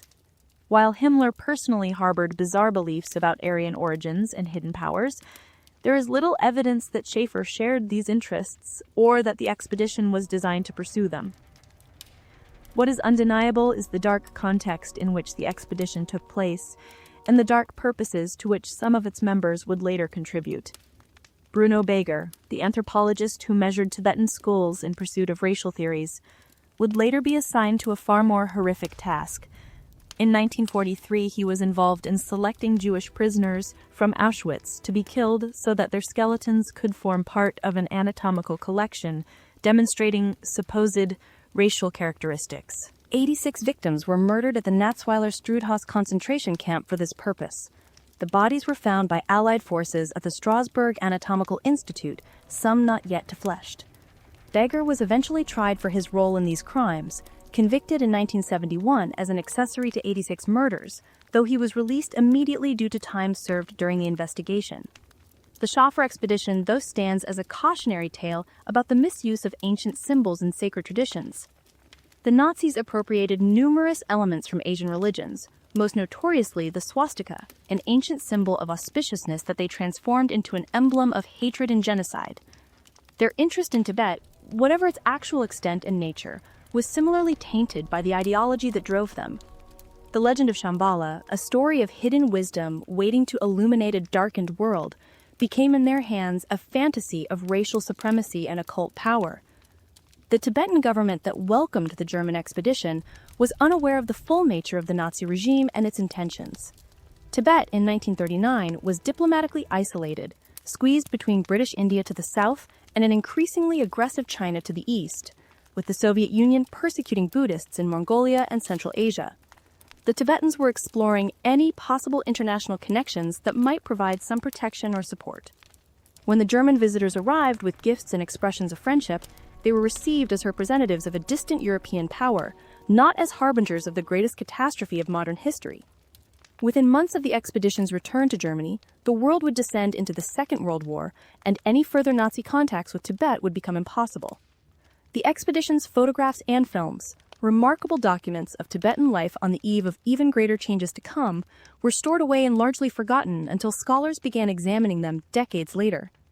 The expedition members went their various ways, some to ordinary civilian lives, others to military service, and Beger to his terrible assignment with the Holocaust machinery. The appropriation of the Shambhala legend by various political and ideological movements continues to this day. The Soviet Union, like Nazi Germany, sent expeditions seeking the hidden kingdom, motivated by the belief that discovering Shambhala would provide strategic advantages in Central Asia. Occultists, New Age writers, and conspiracy theorists have woven Shambhala into elaborate systems involving extraterrestrial visitors, hollow earth theories, and global conspiracies of hidden masters. These appropriations, whatever entertainment value they may possess, distort the original meanings of the legend and distract from its genuine spiritual significance. The transmission of the Kala Chakra teachings from India to Tibet represents one of the most remarkable chapters in the history of Buddhist thought. By the time the tradition entered Tibet in the 11th century, Buddhism in India itself was entering its final phase, soon to be swept away by the Islamic invasions that would destroy the great monastic universities of Nalanda and Vikramashila. The Kala Chakra, as the last major tantra to develop in India, carried with it an awareness of threatened civilizations, of wisdom needing preservation against coming storms. This quality made it particularly resonant in Tibet, where the tradition would be safeguarded for centuries to come.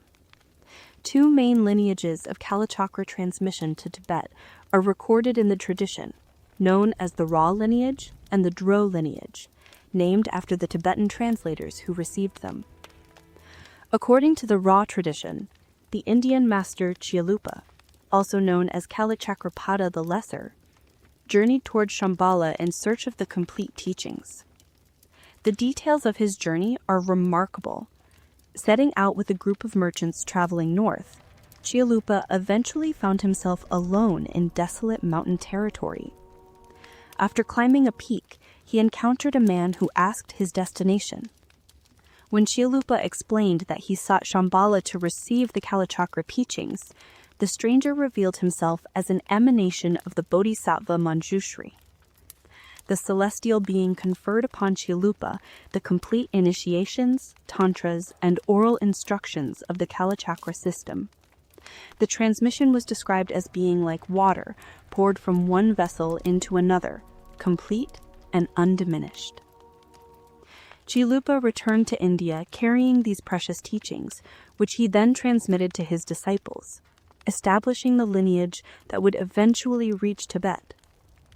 Whether we understand this account as a physical journey to a hidden valley, a visionary experience in deep meditation, or a combination of both, the result was the same.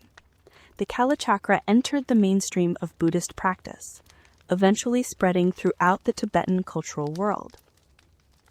The Dro lineage offers a somewhat different account, involving the master Kalachakrapada the Greater and emphasizing the role of Tibetan translators in bringing the teachings across the Himalayan barrier. Both lineages acknowledge that the Kalachakra originated in Shambhala, that it was preserved there through the centuries by the lineage of enlightened kings, and that it was returned to India through the intervention of extraordinary masters who had some form of contact with the hidden kingdom. The two lineages eventually merged in Tibet, creating the rich tradition of Kalachakra study and practice that continues to the present day. Within the Tibetan Buddhist schools, different traditions have emphasized different aspects of the Kalachakra. The Jonang school, in particular, developed an especially strong connection to this practice, making it their primary tantric tradition. The Jonang were somewhat controversial in Tibet due to their distinctive philosophical positions, and at certain periods their monasteries were forcibly converted to other schools. Yet they survived, preserving their lineages of Kalachakra transmission with particular emphasis on the completion stage practices that represent the most advanced levels of the path. The completion stage of Kalachakra practice involves working with the subtle body, the network of energy channels, winds, and drops that underlies ordinary physical experience. Through complex visualization and breathing practices, the meditator learns to control the movement of these subtle energies, eventually gathering them at the heart center and dissolving them into progressively more refined states of consciousness. The goal is to access the clear light mind, the most subtle level of awareness that persists even through death and that, when fully realized, constitutes the enlightened state itself. These advanced practices are traditionally kept secret, transmitted only from qualified master to committed student, and are not suitable for casual study or experimentation. Yet even hearing about their existence provides a sense of the depth and sophistication of the Kalachakra system. This is not simply a devotional practice or a philosophical study, but a complete technology of consciousness transformation, developed over centuries of experiential refinement. The mandala of the Kalachakra deity is among the most complex in Tibetan Buddhism, featuring 722 figures arranged in an elaborate geometric structure. The construction of a Kalachakra sand mandala, which may take a team of monks several weeks to complete, is considered a powerful blessing for the location where it occurs. The mandala represents the pure environment of the deity, a transformed cosmos in which every element supports awakening. When practitioners visualize themselves within this mandala, they are training their minds to perceive reality in its enlightened aspect, gradually dissolving the habitual patterns that create the experience of an unenlightened world. The dissolution of the sand mandala upon completion of a Kalachakra empowerment ceremony carries its own teaching. After days or weeks of meticulous construction, the colored sands are swept up, mixed together, and distributed to those present or poured into a body of water. This ritual demonstrates the Buddhist teaching of impermanence. Even the most beautiful and sacred creations arise, persist briefly, and pass away. Clinging to any phenomenon, even a divinely inspired artwork, leads to suffering. The blessing of the mandala is not in its physical persistence, but in the transformation it catalyzes in those who behold it. The connection between the Kalachakra teachings and the kingdom of Shambhala creates a unique relationship between spiritual practice and cosmic prophecy. When practitioners engage in Kalachakra meditation, They are not simply pursuing individual liberation. They are aligning themselves with a vast historical drama that extends from the Buddha's original teaching through thousands of years of transmission to the prophesied future when the forces of Shambhala will transform the world. This sense of participating in something larger than oneself, of being connected to a lineage that spans centuries, and to events that will unfold long after one's individual life has ended, provides a powerful motivation for practice. The Kala Chakra calendar system, which underlies the traditional Tibetan calendar, demonstrates another practical application of the teachings. Based on sophisticated astronomical calculations, this system tracks the cycles of time at multiple scales, from the movement of planets through the zodiac to the vast eons during which worlds arise and dissolve. Time itself, in the Kala Chakra understanding, is not a neutral container within which events occur, but an active force that shapes experience according to its own rhythms. By understanding these rhythms and aligning one's practice with them, the meditator can work more effectively toward liberation. The medical teachings contained within the Kala Chakra tradition influence the development of Tibetan medicine, particularly in areas relating to the subtle body and the treatment of conditions involving the energy systems. The understanding of channels, winds, and drops that forms the basis of completion stage practice also provides a framework for understanding health and disease. When these subtle systems are balanced and flowing freely, health results. When they are blocked or disturbed, illness follows. This integration of spiritual and medical knowledge reflects the holistic character of Tibetan civilization, in which religion, healing, astrology, and governance were understood as interconnected aspects of a single cosmic order. The significance of Mount Kailash in the Shambhala tradition deserves further contemplation.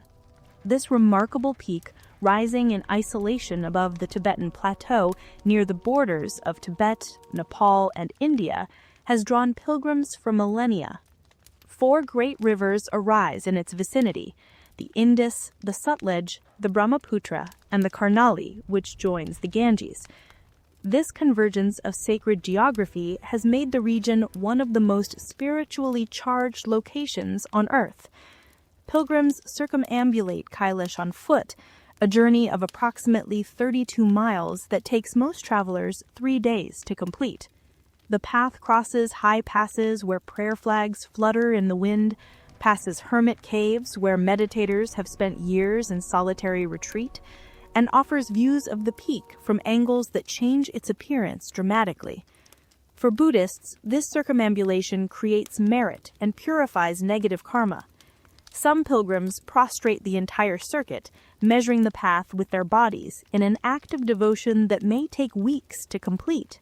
The traditional belief that 108 circumambulations of Kailash lead to liberation demonstrates the integration of physical journey and spiritual transformation that characterizes Tibetan religious practice. The mountain itself becomes a teacher, its harsh conditions stripping away the illusions and attachments that obscure the true nature of mind. Those who complete the pilgrimage often report profound experiences, visions, insights, encounters with mysterious strangers who may be manifestations of enlightened beings. Whether such experiences represent contact with Shambhala in some form, or simply the effects of altitude, exertion, and focused intention, they contribute to the sense that this region holds secrets not available in ordinary locations. The idea that Shambhala might be located inside Mount Kailash, rather than merely near it, adds another dimension to these pilgrimage traditions. Some Tibetan teachers have suggested that the hidden kingdom exists in a dimensional space accessible through certain points on the mountain, a realm that overlaps with ordinary geography but cannot be reached by ordinary means.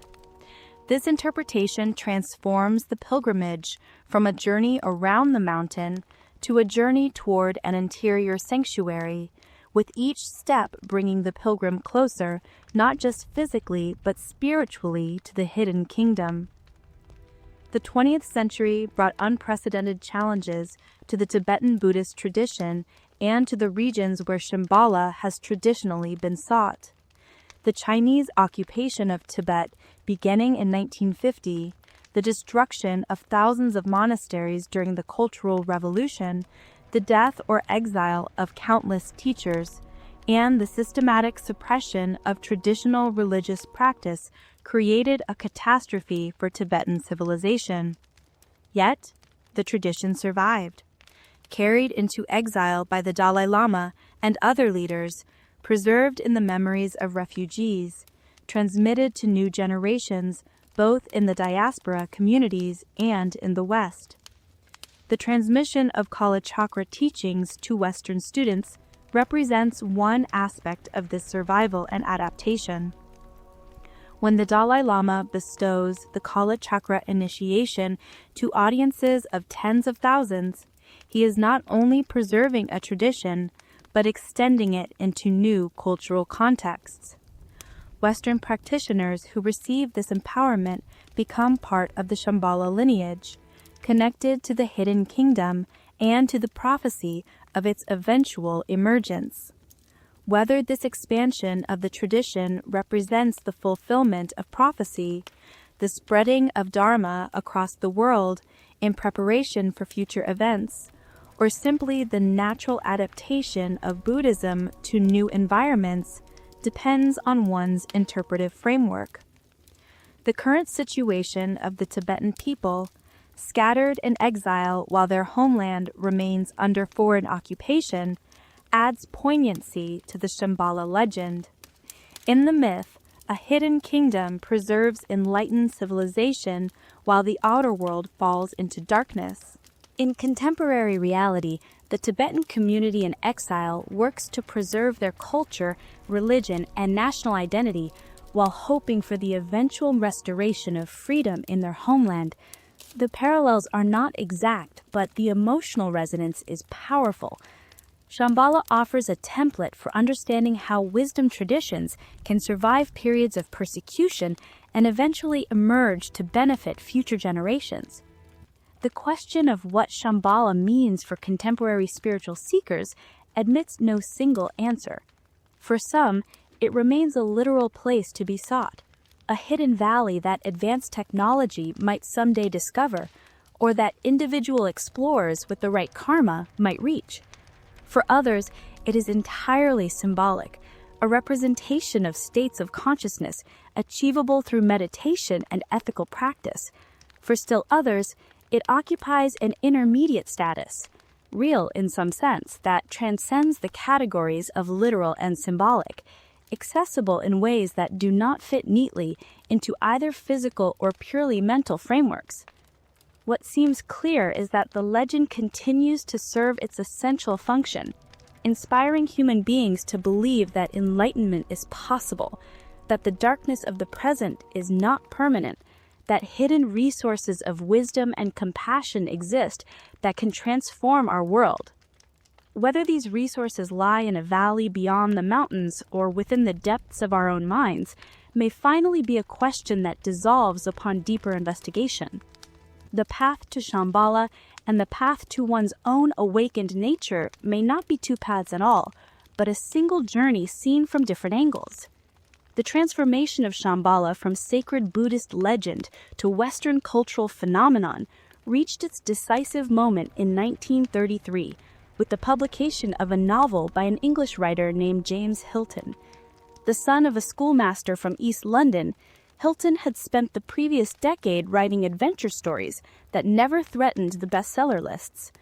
He lived quietly in Woodford Green, a northern suburb of London, supporting himself through book reviews for the Daily Telegraph. Nothing in his modest career suggested that he was about to create one of the most enduring mythical places of the 20th century.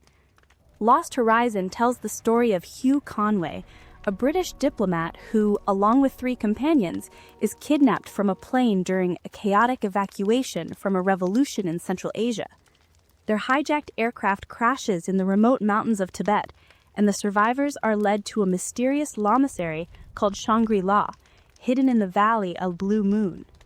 There they discover a community of extraordinary longevity where ancient wisdom has been preserved and where the High Lama awaits the coming destruction of civilization by sheltering the greatest achievements of human culture.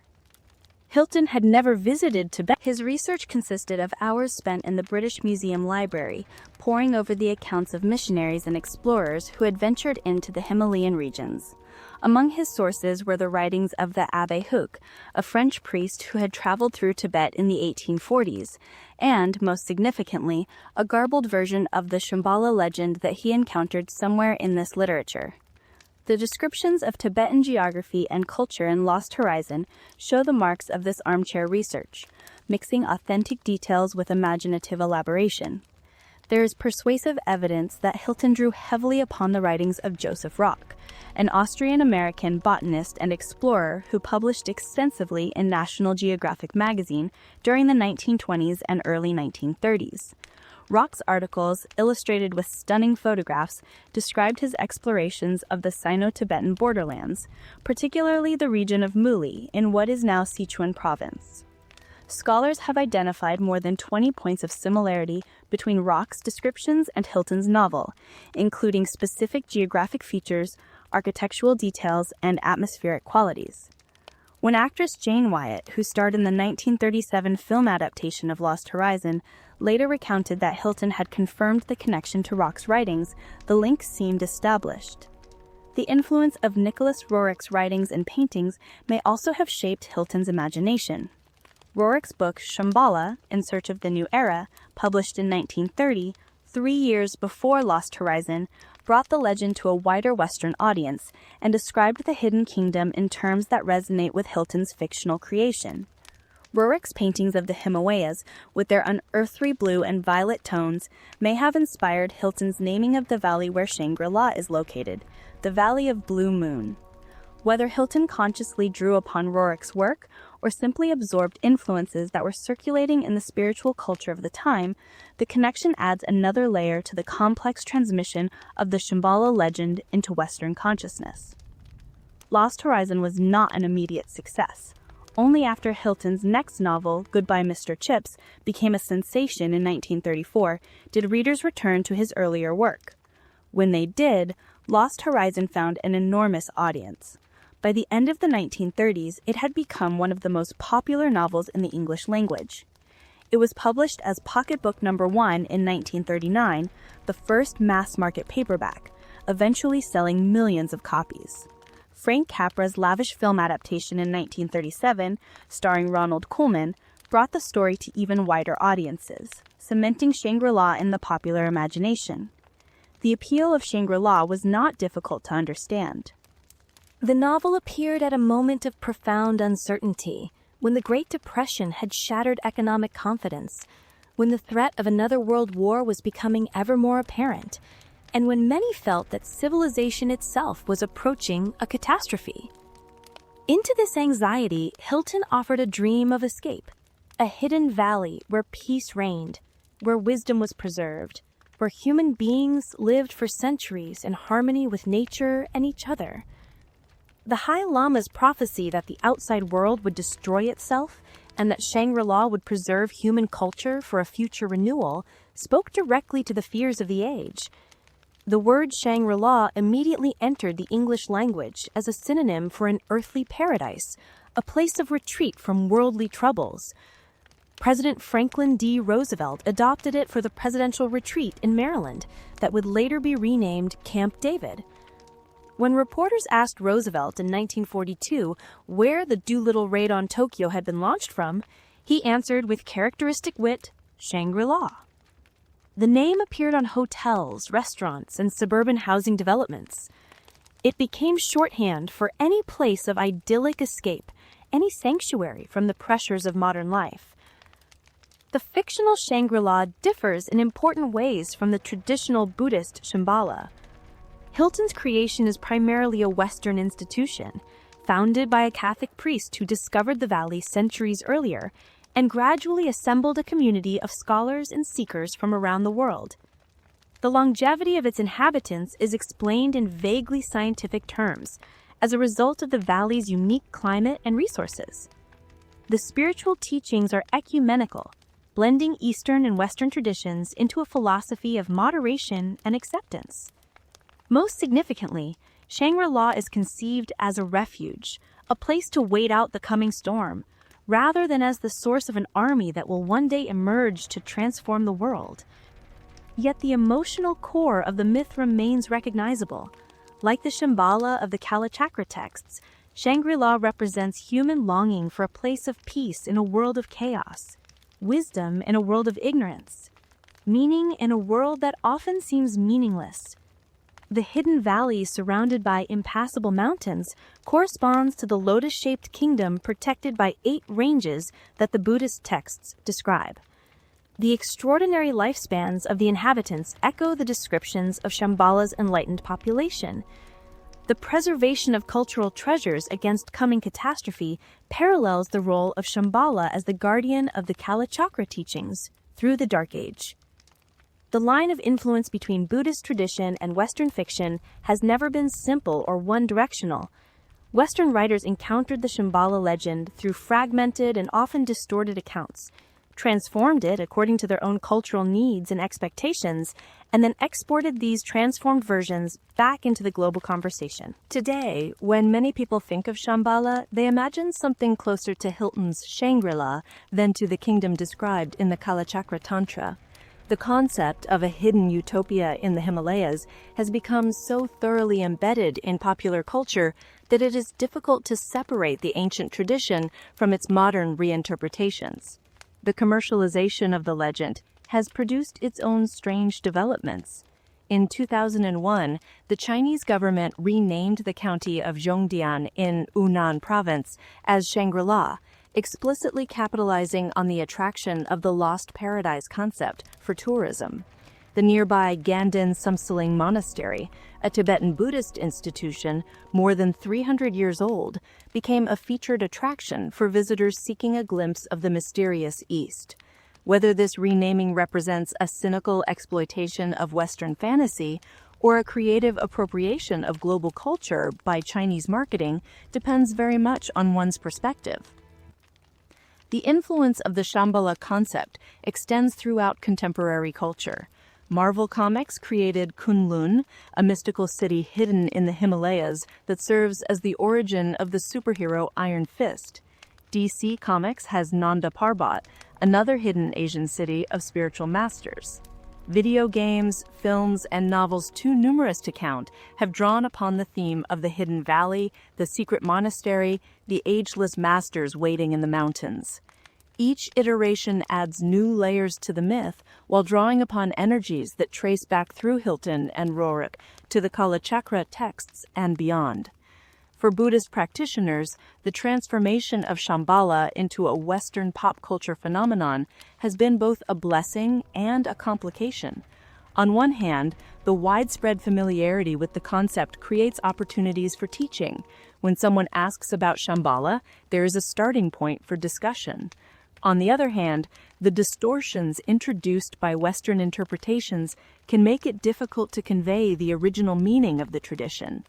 The Kalachakra Shambhala is not simply a place of peace and longevity, but a complete spiritual system involving complex cosmology, esoteric practices, and prophetic history.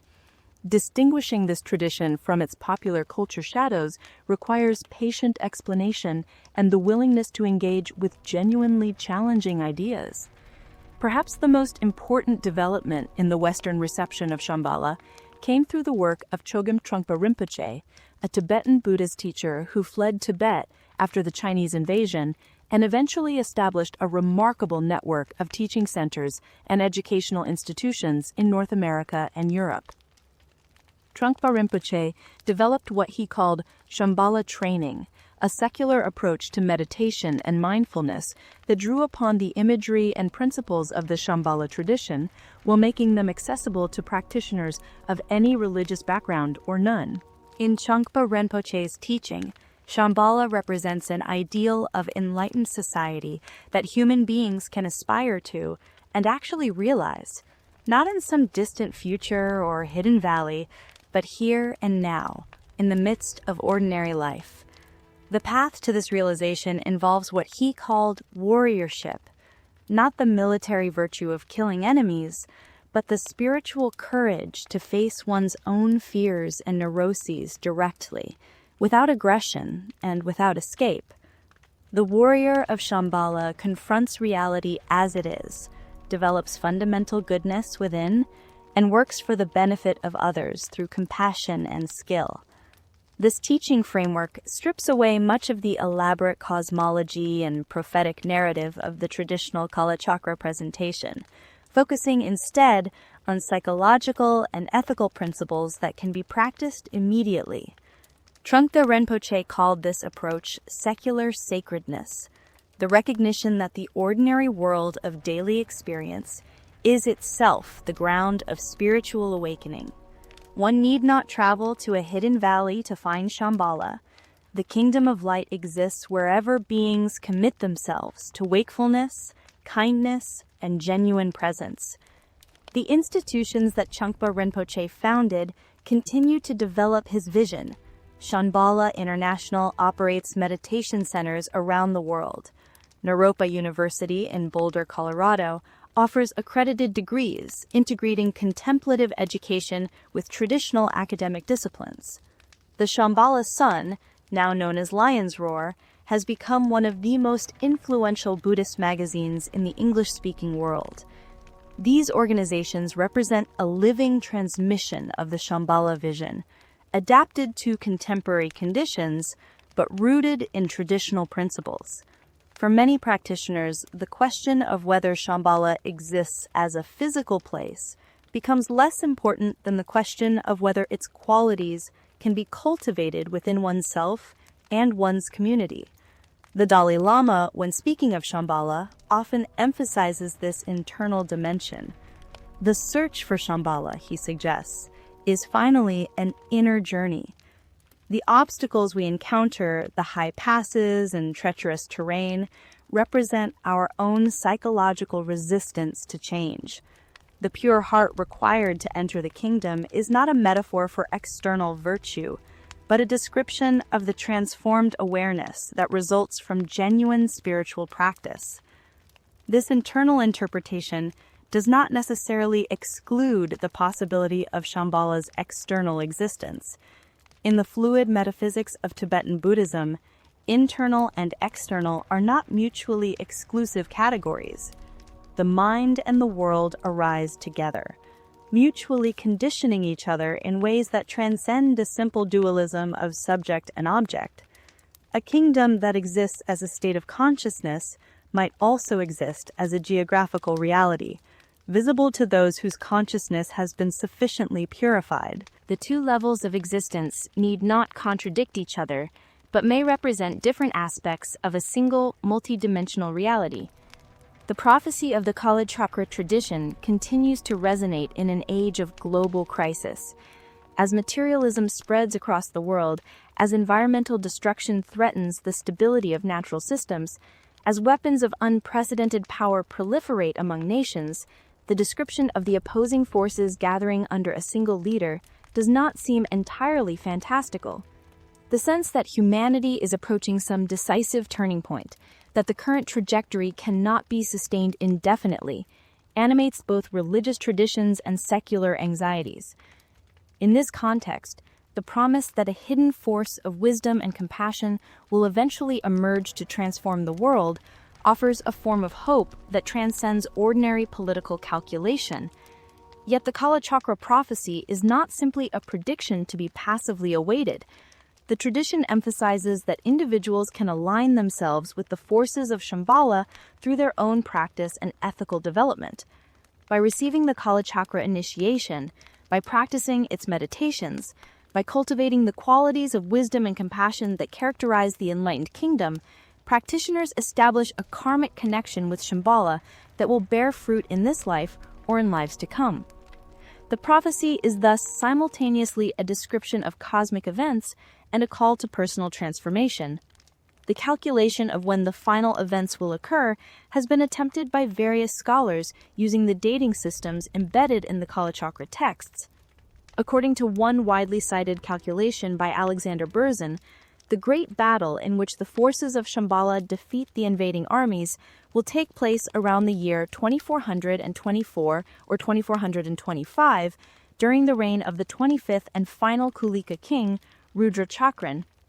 This date lies more than 4 centuries in the future, placing the culmination of the prophecy well beyond the concerns of any individual currently alive.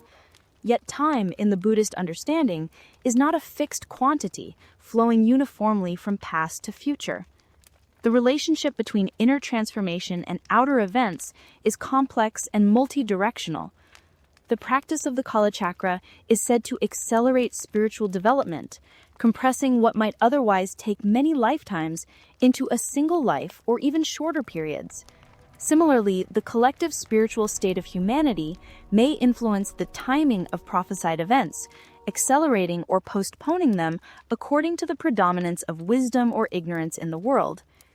What remains constant across all interpretations is the fundamental message of hope that the Shambhala tradition offers.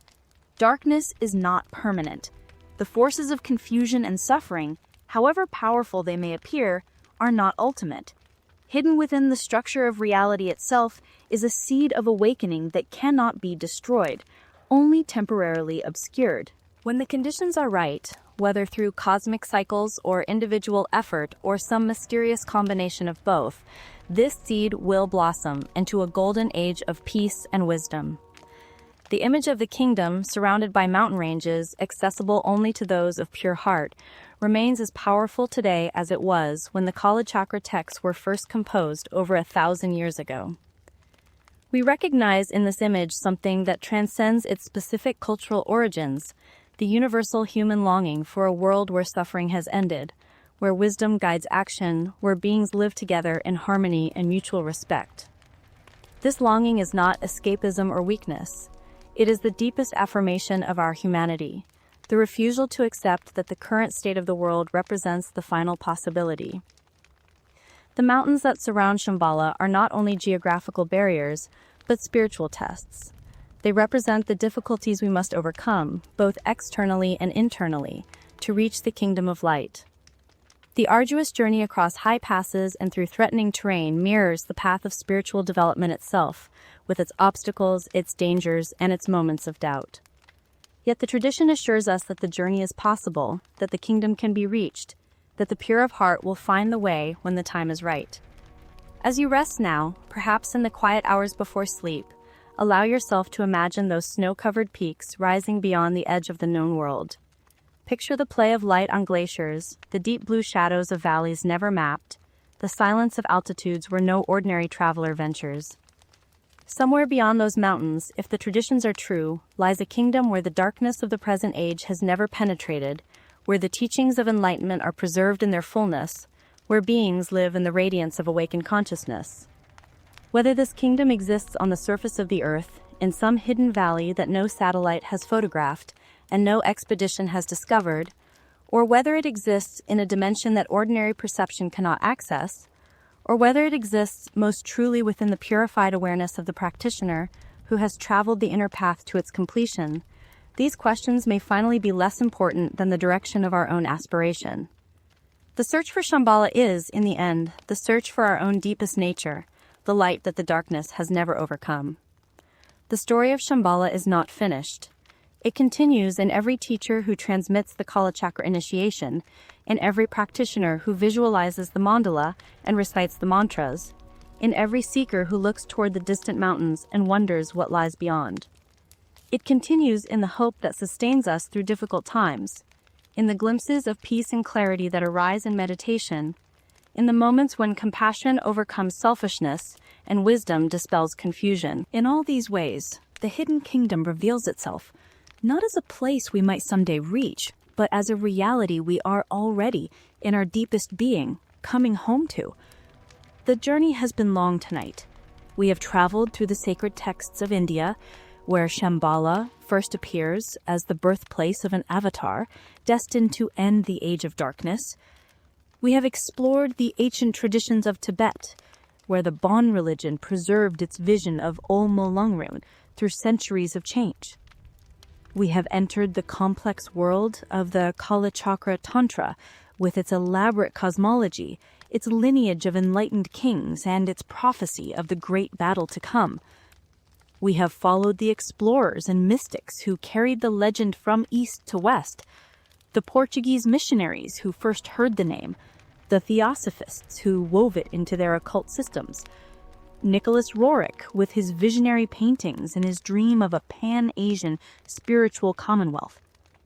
We have confronted the dark shadow cast by the Nazi appropriation of Tibetan traditions, a cautionary tale about the misuse of sacred symbols. And we have seen how James Hilton transformed the ancient legend into Shangri-La, creating a modern myth that speaks to the longings of our own troubled age. Through all these transformations, something essential has persisted. The vision of a hidden kingdom of light, preserved through the darkness, waiting to be revealed when the world is ready, continues to move human hearts. It speaks to our deepest hopes and our highest aspirations.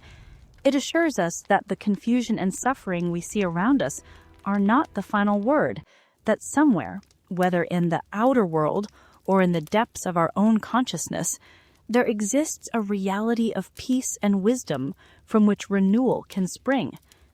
The snow continues to fall on mountains whose names we do not know. Somewhere, beyond the reaches of our ordinary awareness, the kingdom awaits. Perhaps the 25th Kulaka is already born, growing toward the destiny that will make him the last and greatest of the Shambhala kings. Perhaps the forces that the prophecy describes as invaders are gathering, preparing the confrontation that will end one age and begin another. Perhaps none of this is literally true, yet something in these images speaks to a truth that transcends the categories of literal and metaphorical. As you rest in the quiet that surrounds you, allow the images to fade without grasping at them. The hidden kingdom has been revealed in story and symbol. Now it returns to its concealment, waiting for the next seeker, the next moment of receptivity. The teachings have been given. The path has been indicated. The rest is practice and patience and trust in the process that unfolds beyond our control. May the blessing of Shambhala rest upon you as you drift toward sleep. May the great teachers of the tradition, from the Buddha who first spoke the Kalachakra at Danyakataka, to the Kulaka kings who preserve it in the hidden kingdom, to the masters who have transmitted it through the generations, extend their protection and guidance. May the seed of awakening that the legend represents take root in your heart and blossom in its own time, bringing benefit to yourself and to all beings. And when you wake, may something of the hidden kingdom remain with you, a sense of possibility, a memory of light, a deepened commitment to the cultivation of wisdom and compassion in this world where such qualities are so needed. For in the end, we do not need to find Shambhala on a map to live as though it were real. Every act of kindness, every moment of genuine awareness, every effort to reduce suffering and increase understanding brings the hidden kingdom a little closer, makes its light a little more visible in the ordinary world. Rest now, in the peace that the tradition promises. Let the mountains of the legend stand guard at the edges of your dreaming. And if you find yourself in that twilight realm between waking and sleep, approaching a gate of gold that opens into valleys of impossible beauty, know that you are welcome there. Know that a place has been prepared for you in the kingdom of light. Know that the pure of heart will always find the way. If this journey has brought you some measure of peace or inspiration, if you have found value in walking through the ancient traditions and the modern transformations of the Shambhala legend, then perhaps you might consider supporting the work we do here at Echoes of Etheria. A like, a subscription, a gentle word shared with someone who might also appreciate these long nighttime explorations of myth and meaning These are the ways that this channel continues and grows. We are grateful for your presence, for your attention, for the gift of your time spent traveling with us toward hidden kingdoms and ancient wisdoms. Until we meet again on another night with another story from the vast treasury of human spiritual heritage, may you rest in peace, may you dream in light, and may the kingdom you seek be found not far away at all, but waiting in the very next breath, the very next moment of awakening. Good night, dear traveler. The gates of Shambhala are closing softly behind us, but their light remains. The modern practitioner who approaches the Kala Chakra system encounters a tradition that has survived remarkable challenges and adapted to new circumstances while maintaining its essential core. From the monasteries of medieval India, through the high plateaus of Tibet, from the exile communities of Dharamsala to meditation centers in New York and London and Sydney, the teachings have been transmitted with care and devotion. Each generation has faced the task of preserving the tradition while making it accessible to those whose circumstances differ from those of previous practitioners. The current moment presents both unprecedented challenges and unprecedented opportunities. The challenges include the continued occupation of Tibet, the displacement of traditional communities, and the commercialization of spiritual teachings in consumer cultures. The opportunities include the global spread of the Dharma, the availability of teachings that were once restricted to a small number of initiates, and the possibility of dialogue between Buddhist wisdom and modern science.